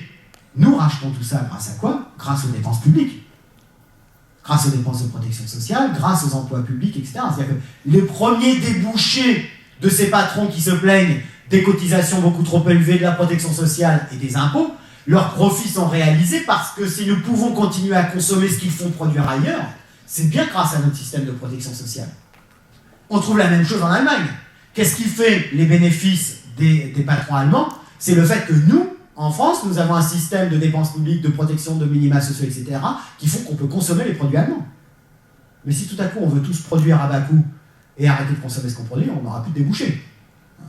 On se retrouve là, ici, c'est le serpent qui se mord la queue. Donc pendant les 30 Glorieuses, on a effectivement des gains de productivité très élevés, mais dans une logique très particulière. Ce qui a fait le succès des 30 Glorieuses, c'est d'abord le fait que l'économie mondiale était beaucoup moins concurrentielle qu'elle ne l'est aujourd'hui. L'économie mondiale reposait en particulier dans les secteurs moteurs de l'économie d'après-guerre, c'est-à-dire l'industrie d'équipements électroménagers et l'industrie automobile. C'est les grands secteurs moteurs qui vont tirer la croissance française, sans parler du bâtiment, mais le bâtiment, c'est pas des fermes, c'est des fermes multinationales, mais à l'époque, c'était pas forcément le cas, mais c'est plutôt des emplois localisés, etc. Mais ces grandes fermes multinationales, elles vont avoir la chance de contrôler les marchés sur lesquels elles sont. Autrement dit, elles sont beaucoup moins soumises à la concurrence qu'elles ne le seront à partir des années 70-80. Ce qui veut donc dire que lorsqu'on réalise des gains de productivité, une entreprise a le choix. Tout à coup, du jour au lendemain, en faisant les mêmes dépenses, en travailleurs, en matières premières et en machines, elle produit plus de choses qu'elle peut vendre. Là, une entreprise a le choix. Quand elle est dans un contexte concurrentiel très fort, l'entreprise se dit que ses gains de productivité, elle va s'en servir pour baisser les prix. En baissant les prix, elle va gagner des parts de marché, elle va augmenter son chiffre d'affaires et à terme, elle va augmenter ses profits. Donc dans une logique concurrentielle, normalement, les gains de productivité sont répercutés dans les prix de vente. Dans l'argumentaire libéral, les gains de productivité sont la meilleure chose possible pour le consommateur, bien entendu, puisque les prix de vente vont baisser. Mais lorsque vous contrôlez à peu près vos marchés, que vous n'êtes pas obligé de tout le temps vous battre sur les prix pour pouvoir gagner des parts de marché, etc., l'entreprise a le choix. À ce moment-là, elle peut décider d'augmenter les profits réalisés. On crée plus de richesse avec moins de dépenses, donc on peut augmenter les profits. Ou alors, on peut augmenter les investissements. On achète plus de machines, on fait des investissements immatériels dans la recherche et développement pour créer de nouveaux produits, pour créer à nouveau du progrès technique, ou on augmente les salaires. Et il se trouve que dans les années 50-60, les grandes firmes multinationales, qu'elles soient américaines, anglaises, allemandes ou françaises, ont réussi à presque tout faire en même temps. C'est-à-dire que les gains de productivité étaient tels que l'on pouvait, d'un côté, baisser les prix de l'électroménager, des voitures, augmenter les salaires pour que les travailleurs puissent acheter cet électroménager et ces voitures, et en même temps augmenter les profits pour augmenter les revenus du capital et pour réinvestir. Et ça, c'était possible aussi parce que nos marchés étaient plutôt protégés. On n'avait pas encore commencé à passer des séries d'accords internationaux de plus en plus contraignants. Donc l'État français a joué un rôle fondamental à ce niveau-là aussi. Il a joué un rôle fondamental en protégeant les marchés français, en protégeant ces grandes firmes industrielles, en les finançant quand c'était nécessaire. L'État avait en plus, dans les années 50-60, avait en plus le contrôle du système bancaire, qui avait été totalement nationalisé après la guerre. Avant la guerre, on a la nationalisation de la Banque de France, mais après, en mesure de rétorsion contre toutes les banques françaises qui avaient coopéré avec l'Allemagne, l'État français a nationalisé toutes les banques. Et il a créé un système bancaire dédié au développement. C'est à ce moment-là qu'ont été créés, par exemple, le crédit agricole, dédié au développement agricole, au crédit, c'est un crédit d'investissement pour l'agriculture, le crédit industriel, etc. Donc c'est à ce moment-là que vont se développer tout ça. Donc, protection des marchés, contrôle du système bancaire pour permettre le financement de la croissance, mais en plus, un État français qui a obligé les syndicats patronaux et ouvriers à se mettre autour d'une table et à rentrer dans une logique de négociation tripartite des salaires et de la protection sociale. Et la grande force à ce moment-là, c'est que le plein emploi permettait de financer un système de protection sociale qui prenait en charge les plus démunis. Alors bien entendu, on invoque toujours l'esprit de la résistance, et finalement dans cette logique-là, qui va bien entendu fonder le principe de protection sociale. Mais à ce moment-là, on va choisir du coup un double système, qui est un système qui s'inspire à la fois du modèle allemand, bismarckien, les droits sont attachés au travail, et en même temps du système beveridgien, dit beveridgien, le système anglais, dans lequel la protection sociale est liée à la citoyenneté. Et nous, on va faire un mix des deux. On va dire, pour les plus démunis, on va faire des minima sociaux, on va inventer cette logique de protection des plus faibles, et on va attacher en revanche des droits très forts au travail. Ce qui fait que notre système de protection sociale s'est construit dans un contexte de plein emploi, et il a été bien entendu conçu pour le plein emploi. Mais ce qui est important, c'est même si on parle de l'esprit de la résistance et de l'entente et de la solidarité nationale au sortir de la guerre pour mettre en place ce système de protection sociale, il faut bien avoir en tête que le contexte très spécifique de la France, c'était le poids du Parti communiste et de la CGT en 1945. Dans toutes les premières élections qui sont faites dans les 10 années qui suivent la Seconde Guerre mondiale, le Parti communiste est entre 20 et 28% aux différentes élections. Et la grande crainte de tout le monde, c'est que le Parti communiste soit tellement puissant que finalement la France bascule dans le bloc soviétique. Donc c'est aussi un contexte de lutte des classes et un contexte géopolitique particulier qui font qu'on a développé ce système de protection et de droits associés au travail. Et c'est donc pas pour rien si le droit du travail s'effrite depuis 1989. Ce n'est pas pour rien que l'ensemble des droits sociaux qui ont été acquis pendant la guerre froide s'effritent après la chute du mur de Berlin et maintenant que le système capitaliste domine l'ensemble des débats et qu'on a repositionné les termes du débat. Donc une période bénie pendant laquelle les gains de productivité sont redistribués entre la hausse du pouvoir d'achat des travailleurs, une amélioration des conditions de vie, de l'espérance de vie, etc. En même temps, une augmentation des profits qui sert à l'investissement matériel, l'investissement immatériel. Et on était à ce moment-là, hop là, j'étais un peu plus loin, sur une période donc de fort progrès technique. Ce qui n'a pas empêché des mutations importantes du travail. Et notamment le basculement progressif d'une société industrielle à une société tertiaire. Et c'est le grand point, le grand fait marquant de cette période-là. Et donc ça nous renvoie à une question fondamentale. C'est que le progrès technique est une croyance qui a été très forte jusque dans les années 90. C'est que le progrès technique génère la création de nouveaux secteurs d'activité. Et donc, d'un côté, on libère de la main-d'œuvre grâce au progrès technique qui va aller travailler dans d'autres secteurs. C'est ce qu'on appelle la théorie du déversement. Le progrès technique dans un secteur fait qu'on a besoin de moins de main-d'œuvre qui va aller travailler dans un autre secteur. Cette théorie du déversement, on la trouve déjà chez Turgot, en 1766. Bon, il y a très longtemps, et dans un contexte où il y avait peu, finalement, de progrès technique, on était déjà dans cette idée que la main-d'œuvre se déplace progressivement. Et le progrès, c'est quoi ? Le progrès, c'est d'abord l'homme fait des progrès dans l'agriculture, il se libère de la contrainte biologique, puis il développe de l'industrie, puis il développe de l'art, etc., etc. Autrement dit, la logique du progrès, c'est de se détacher progressivement des contingences matérielles et de créer toujours plus d'activités. Et cette théorie du déversement, elle sera très clairement formulée par Alfred Sauvy en 1980. À un moment, on commence à s'interroger sur les effets de la mécanisation et du développement des machines sur le chômage. Donc on le voit, c'est à ce moment-là que ça naît, dans les années 80. On est après la crise de 1973-74, on commence à voir émerger du chômage, et là tout à coup on se dit, mais ce chômage qui dure, la crise dure, le chômage continue d'augmenter, c'est dans les années 80 après qu'on va prendre vraiment conscience de l'installation d'un chômage de masse, durable, etc. Mais à ce moment-là on se pose la question, mais finalement est-ce que tout ça c'est pas lié au remplacement du travail de l'homme par les machines? Question encore une fois qui est très ancienne, on a vu des gens se posaient la question au 19e siècle, il y avait des auteurs qui s'interrogeaient là-dessus, etc. Et la thèse de Sauvy, elle est très intéressante, cette thèse du déversement, sauf que il y a 3 grands secteurs dans l'économie. Primaire, agriculture, matières premières, secondaire, c'est l'industrie, tertiaire, c'est les services. Quand on a déversé la main-d'œuvre du secteur primaire vers le secteur secondaire, le déversement, ça marche. La période d'après-guerre, déversement de la main-d'œuvre du secondaire vers le tertiaire, mais maintenant, dans quoi on va déverser la main-d'œuvre ? On n'a pas encore inventé de nouveaux secteurs. Et ça, c'est ce qui va caractériser, je dirais, la période actuelle, c'est la croyance dans l'idée du déversement. Cette croyance suppose que nous créions en permanence de nouveaux secteurs d'activité qui correspondraient à de nouveaux secteurs de demande. Et donc, avec une première question, c'est finalement notre désir est-il infini, pour paraphraser le titre d'un bouquin récent de Cohen, tout ça, Le monde est clos et le désir infini, qui est une thèse très ancienne. Question posée encore une fois, on n'a rien inventé au cours des dernières années. Vous prenez Jean-Baptiste C, 1805, il dit déjà la même chose. Il y aura toujours de la croissance parce que le désir de l'homme est infini, donc il aura toujours besoin de produire, et il n'y aura jamais de chômage, donc on produira toujours plus.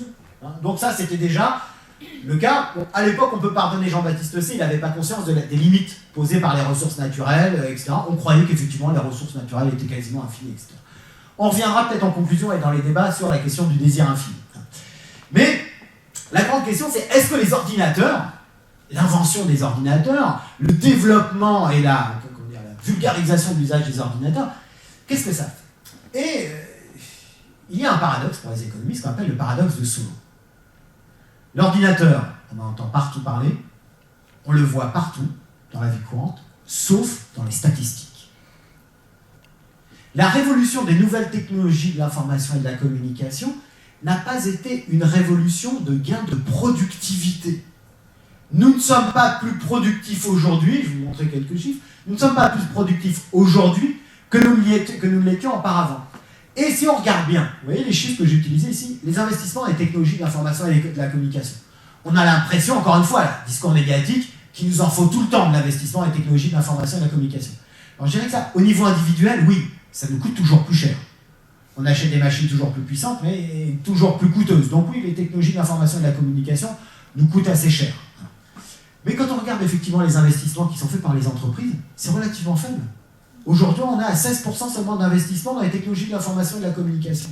Ce qui veut dire que cette révolution informatique, communicationnelle, etc., on ne la trouve pas en réalité dans les chiffres. Il y a un pic, hein, fin des années 90, début des années 2000, il y a un pic. Là, l'investissement atteint 20%, et c'est ce qui va faire gonfler la bulle Internet, ce qu'on a appelé la bulle Internet, qui va éclater ensuite en 2002. C'est le moment où effectivement on se dit, ah oui, là ici, on a des gisements de création de valeur dans l'information et de la communication. Ce qui va être la source de la richesse maintenant, ce que les gens vont vouloir consommer.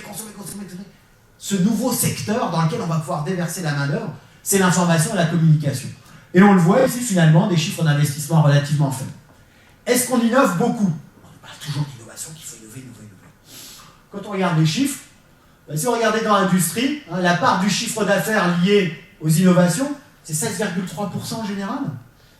C'est extrêmement faible. Quand on prend la très grande industrie, les très grandes entreprises, plus de 250 salariés, 25% seulement. Et quand on prend l'immense majorité des entreprises françaises, c'est-à-dire ici 10 à 49 salariés, c'est là qu'on a le plus d'entreprises en France, on voit que l'innovation joue un rôle finalement extrêmement mineur. Donc on nous parle beaucoup d'informatique, de technologie de l'information et de la communication, d'innovation, etc. Mais en réalité, on voit peu ces phénomènes-là dans les statistiques. Et si on va plus loin et qu'on regarde les gains de productivité, tous ces progrès qui devraient nous conduire à un remplacement de l'homme par la machine, ben quand on regarde les chiffres, voilà ce que nous donne la période qui va des années 50 à 2014. Voilà l'évolution de la productivité du travail. Premier constat, elle est très irrégulière. Et ça nous renvoie à quelque chose de fondamental, que je n'ai pas encore évoqué. Lorsqu'on parle de productivité du travail, telle qu'elle est mesurée là, on imagine la productivité d'un train, hein, quelqu'un qui travaille et qui produit des choses. En réalité, la productivité, les économistes la mesurent en valeur. Ma productivité, c'est ce que je produis multiplié par le prix de vente. Ce qui veut donc dire que si je produis plus, mais que le prix de vente baisse, fondamentalement, ma productivité physique a augmenté, mais pas ma productivité en valeur. Et ça nous renvoie aussi à quelque chose de fondamental. C'est que si du jour au lendemain, je suis plus productif, j'ai développé plus de compétences, plus de talent, je suis plus productif. Que nous dit la théorie économique qu'on a vue tout à l'heure? Normalement, mon salaire devrait augmenter. Ben non, parce que si le prix de vente de ce que je fabrique baisse, je ne vais pas gagner plus. Quelle incitation ai-je à développer des talents et des compétences qui augmentent ma productivité si en réalité, je ne la retrouve pas dans mon salaire? Et ça, c'est une question fondamentale parce que toutes les théories de la justice libérale s'appuient sur l'idée que nous sommes rémunérés à notre productivité. Si nous faisons des efforts, nous augmentons notre productivité, nous sommes mieux payés. Ben non, ce que nous montrent les faits, c'est que quand on fait des efforts, qu'on augmente notre productivité, on est payé toujours la même chose pour plus de richesse produite. La question, on va le voir, c'est où va cette richesse qui a été produite? Donc, lorsqu'on regarde la productivité horaire, hein, on voit qu'elle baisse régulièrement. Et ça nous renvoie à quelque chose de fondamental.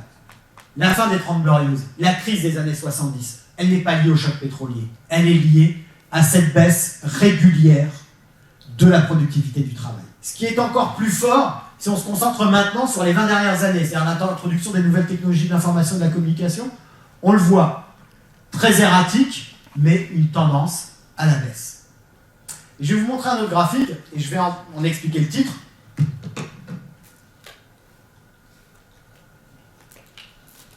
Ceux qui aujourd'hui nous incitent à toujours plus de productivité. Ceux qui nous incitent à accepter des salaires toujours plus bas pour avoir des entreprises toujours plus performantes. Vous le savez tous, ce sont les actionnaires. Ce sont les actionnaires qui réclament toujours plus de performance. Et pour ces actionnaires travaille le monde de la banque et de la finance. Du coup, en préparant la conférence, je me suis dit, mais comment a évolué la productivité du travail dans le secteur des prédateurs? Eh bien, les résultats ne sont pas glorieux. On voit ici qu'on a une productivité qui varie très fortement en fonction des booms spéculatifs, des cracks boursiers, etc. Mais on voit ici qu'on a une productivité qui est très régulièrement négative, qui frôle très régulièrement le zéro, et de manière très étonnante, si vous prenez les chiffres sur la même période, les bonus ont tout le temps augmenté. Voilà une catégorie de la population qui n'est pas rémunérée en fonction de sa productivité. Alors, on a cru donc que les progrès de l'informatique allaient déclencher un cycle de croissance long. Alors, je ne veux pas revenir sur ces cycles de croissance long et sur ce que ça a généré comme croissance, mais revenons sur la question de la tertiarisation des économies. Alors, effectivement, le tertiaire Le développement du secteur tertiaire a été un développement très ambigu. J'en ai parlé à plusieurs reprises. Développement du tertiaire, c'est le développement d'un travail intellectuel, etc. Et quand on a l'image du tertiaire, en fait, si on réfléchit bien, on sait tous, au fond de nous, que le secteur tertiaire est un secteur très hétérogène. Et donc, dans ce secteur tertiaire très hétérogène, bien entendu, le progrès technique va produire des effets très différents d'une catégorie de la population à l'autre. Alors, bien entendu, on cette tendance à la tertiarisation, bien entendu, l'ordinateur a remplacé de très nombreuses fonctions de gestion, de secrétariat, etc. Mais sur le fond, plus qu'une suppression d'emplois, ça a entraîné, et ça c'est un phénomène important sur lequel beaucoup d'économistes et de sociologues se sont penchés, ça a entraîné plutôt une modification des compétences attendues. Par exemple, pour les secrétaires qui jusque-là tapaient à la machine à écrire normale, à partir du moment où on a informatisé les systèmes de traitement d'information, etc., bien entendu, on n'a plus besoin de quelqu'un pour aller chercher une fiche qui est rangée quelque part dans un dossier métallique, etc., traitement accéléré de l'information, mais ça a modifié plutôt les compétences attendues plus que ça n'a généré du chômage. Ça a entraîné le développement d'un travail hautement qualifié, de ressources, notamment de la recherche et développement, etc. Mais ici, on a une chose sur laquelle je voulais attirer votre attention. C'est que le développement du travail hautement qualifié, qui est censé être un travail extrêmement productif, ce développement du travail hautement qualifié s'accompagne en même temps de situations dans lesquelles les gains de productivité sont très faibles. C'est pas parce que vous réfléchissez, par exemple, vous êtes chercheur, c'est pas parce que vous cherchez 2 fois plus longtemps que vous trouvez 2 fois plus de trucs. Il y a un moment, en fait, où on s'est rendu compte que l'ensemble des progrès techniques dont on espérait qu'ils allaient nous tirer une nouvelle phase de croissance longue, cette économie de la connaissance, etc., on s'est rendu compte que finalement, elle se résumait à une lutte pour quelques innovations, la création de quelques nouveaux produits que vous avez dans vos poches ou sur vos bureaux, etc., des nouveaux ordinateurs, des nouveaux moyens de communiquer, etc., mais que finalement, on se rend compte que dans cette logique-là, on a tout à coup un boom, effectivement, de productivité du travail, tout à coup, un type trouve quelque chose. Là, son travail devient super productif. Le mec a inventé Windows, le mec a inventé Apple, etc. D'un coup, on peut dire, oui, son travail, il est super productif. Mais combien ont inventé quelque chose pour le nombre de ceux qui n'ont rien inventé et qui ont pourtant un travail hautement qualifié? Donc, en fait, les gains de productivité qu'on espérait pour relancer la croissance, qui était en berne, pour avoir un nouveau secteur qui nous tirerait pour une croissance, sinon séculaire, au moins une croissance de 30 à 40 années, comme on avait eu avec les 30 glorieuses, là, ces nouveaux secteurs ne se sont pas révélés. D'autant plus que, donc, non seulement dans le travail hautement qualifié, on a peu de gains de productivité marginale, contrairement à ce qu'on espérait, et de surcroît, la tertiarisation, c'est aussi le développement des services à personne dans lesquels il y a peu de gains de productivité. Donc, nous nous retrouvons aujourd'hui avec une histoire de déversement. Secteur agricole, très grand gain de productivité grâce au machinisme, grâce au progrès de la chimie, etc. Progrès, quand je dis progrès, c'est bien du progrès technique, et non pas un progrès en termes de qualité de ce qu'on nous fait. Donc, grand progrès technique, réduction du nombre d'agriculteurs, en même temps, développement de l'industrie. Grand progrès technique dans l'industrie, baisse de l'emploi industriel, on va dans le tertiaire.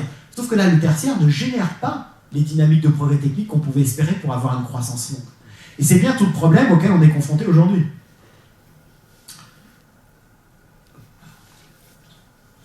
Alors, bien entendu, on parle des délocalisations, mais ça, je ne vais pas revenir là-dessus. Les délocalisations, on n'a aucune idée en réalité de leur impact précis. D'abord, la plupart des délocalisations se font pour les pays riches dans d'autres pays riches. De deux, la mondialisation crée des emplois, etc. Donc, je ne vais pas revenir là-dessus, sur ce qu'on a dit, les délocalisations, etc. Mais, une conclusion importante. Conclusion provisoire, qui concerne le travail, et cette question de la fin du travail. D'abord, premier élément, pendant très longtemps, ce sont les emplois non qualifiés qui ont été touchés effectivement par le remplacement de leur travail par les machines et le remplacement de leur travail par du travail à l'étranger.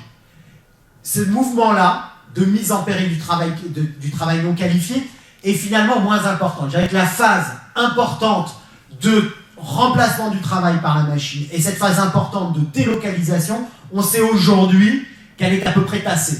Et c'est finalement pas tant le travail non qualifié qui est menacé aujourd'hui que le travail moyennement qualifié. Par exemple, c'est ce que raconte Cohen dans son bouquin sur Le monde est clos et le désir infini. Il explique que ce sont finalement aujourd'hui les travailleurs intermédiaires, moyennement qualifiés, qui voient progressivement leur travail remplacé par la machine et en plus délocalisé dans les pays du Sud. D'autant plus que les pays du Sud ont eux-mêmes, aujourd'hui, ici, où est-ce que c'est, développé un travail hautement qualifié. Donc, le travail peu qualifié est aujourd'hui peu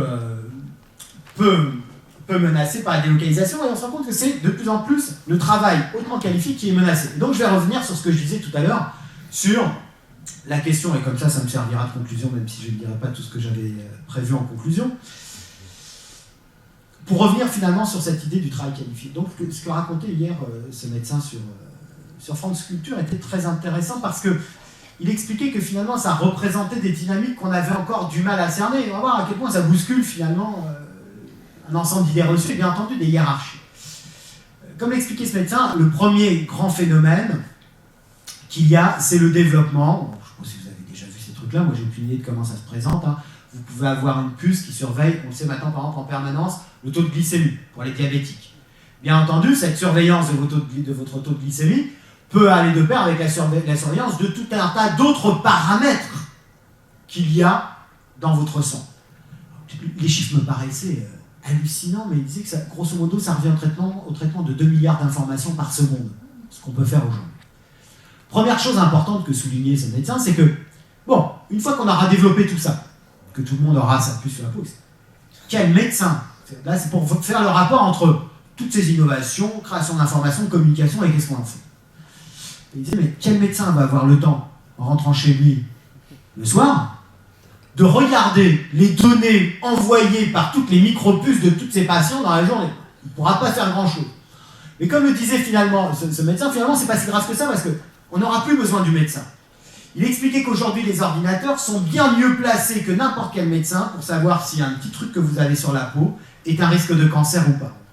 Vous prenez une photo avec votre appareil, vous envoyez ça dans un logiciel, et en quelques secondes, vous avez la réponse. Parce qu'en quelques secondes, l'ordinateur peut comparer des dizaines de milliers de photos de mélanome à la situation, à ce que vous avez concrètement sur la peau. On n'a plus besoin du médecin pour faire le diagnostic, la machine le fera bien mieux que le médecin. Donc il commençait là-dessus. C'était un peu inquiétant, le type qui interrogeait, disait, donc on n'aura plus besoin des médecins généralistes. Il disait, pas forcément. Et il a expliqué pourquoi.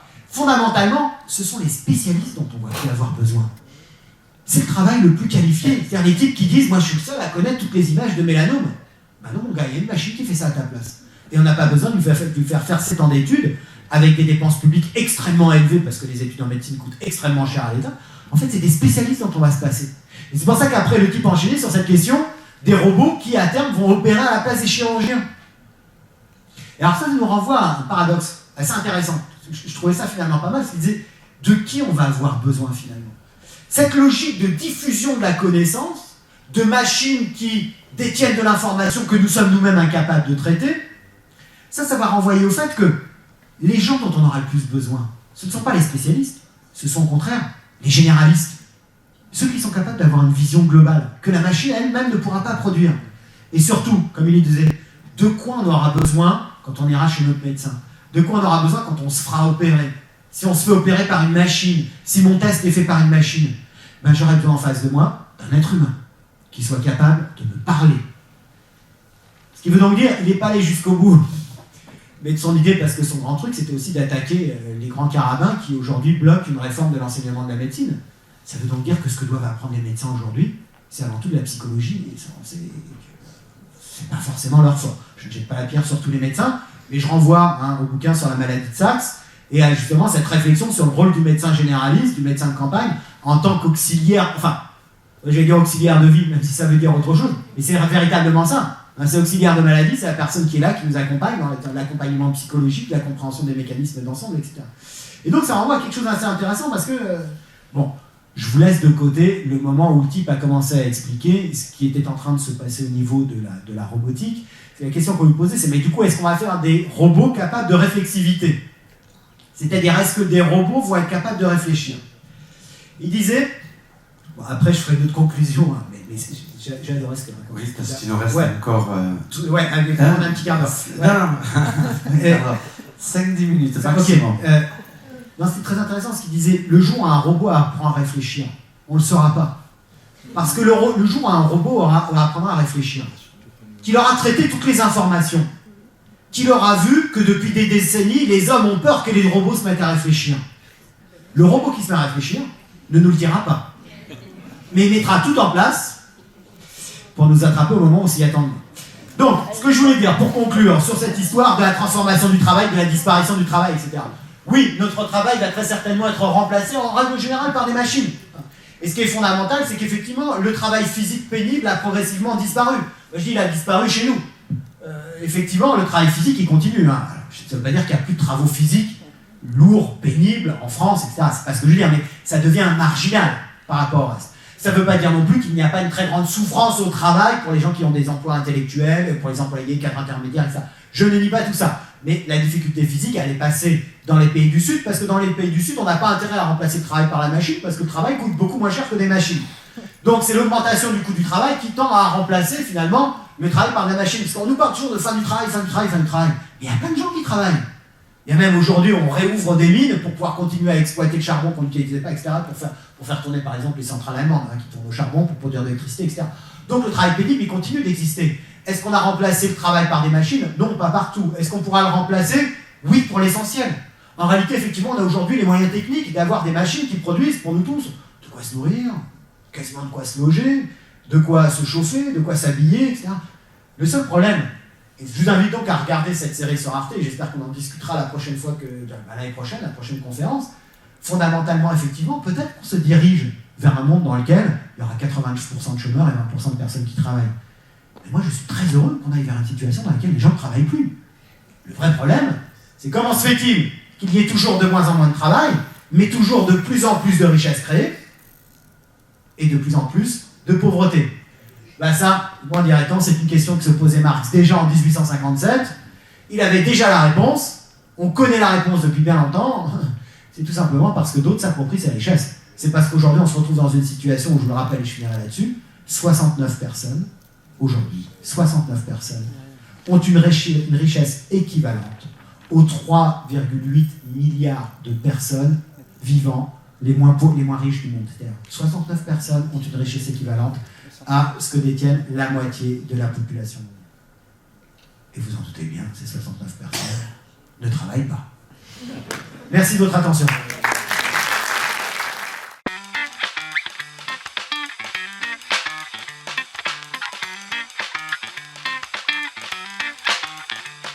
Откройте форточку.